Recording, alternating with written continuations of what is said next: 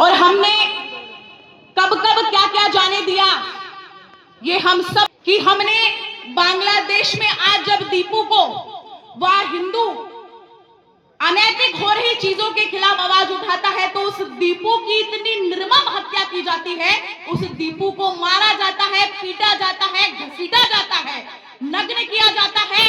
और जब इस पर भी बस नहीं चलता तो फांसी पर बीच चौराहे पर पब्लिक के बीच लटकाकर उसको जिंदा जला दिया जाता है। तो ऐसे बांग्लादेश के निर्माण में 30% हिंदुओं और 3900 भारतीय सैनिकों का बलिदान व्यर्थ चला गया।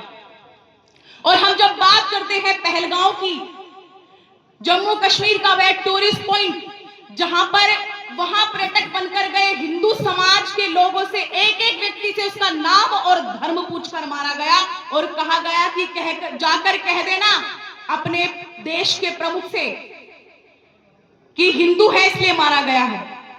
तो मैं आप सबसे कहना चाहती हूं कि हम सौहार्द के कारण, सर्वे भवन्तः सुखिनः के कारण, सबके कल्याण के कारण अपना घर उनको देते आए हैं। हमने अपने ही देश से हिस्सा काट कर दिया, पाकिस्तान बना दिया, हमने अपने ही देश से हिस्सा काट कर दिया, बांग्लादेश बना दिया।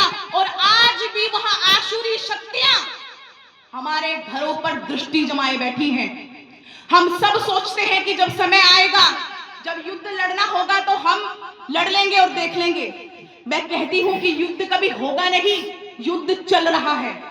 और वह युद्ध नाराए तकबीर अल्लाहू अकबर के नाम से चल रहा है। वह युद्ध गुस्ताखे नबी की एक ही सजा सर तन से जुदा के नाम पर चल रहा है।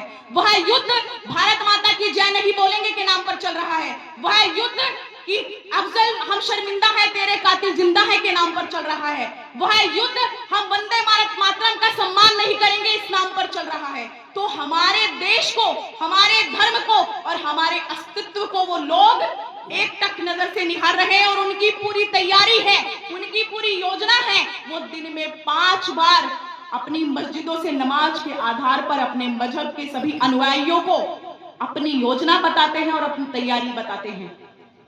आज भी जुमे की नमाज में आप देखोगे तो लाखों की संख्या में निकलते हैं और कभी सहारनपुर के अंदर, कभी बुलंदशहर के अंदर, कभी मुरादाबाद के अंदर, तो कभी अलीगढ़ के अंदर वो पथराव करने का काम करते हैं। ना प्रशासन को देखते हैं, ना शासन को देखते हैं। और जो दिन रात सीमाओं पर अपनी प्राणों को हथेली पर लेकर हम सबकी रक्षा करते हैं, ऐसे आर्मी के जवानों पर भी वो पत्थर फेंकने का काम करते हैं। जो यहाँ सुरक्षा कर्मी खड़े हैं, ऐसे पुलिस कर्मियों पर भी वो पत्थर फेंकने का काम करते हैं।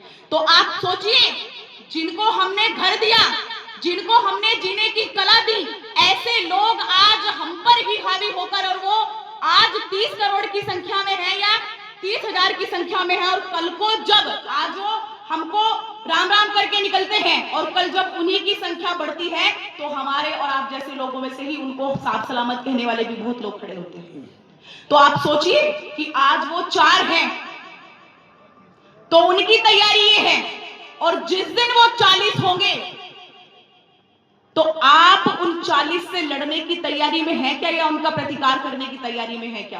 तो इस नाते से डॉक्टर प्रवीण भाई तोगड़िया ने आप सबको एक ध्येय दिया है कि हिंदू 3 बच्चे पैदा करें, और ध्येय वाक्य है कि 3 बच्चे हिंदू सच्चे, 3 बच्चे हिंदू सच्चे। अर्थात उन्होंने तय किया है कि हम 4 हमारे 40, हम 4 हमारे 40 चाहे पंचर जोड़ेंगे पर भारत को तोड़ेंगे। और वो यह भी कहते हैं कि हमने हंसकर लिया था पाकिस्तान और लड़कर लेंगे हिंदुस्तान।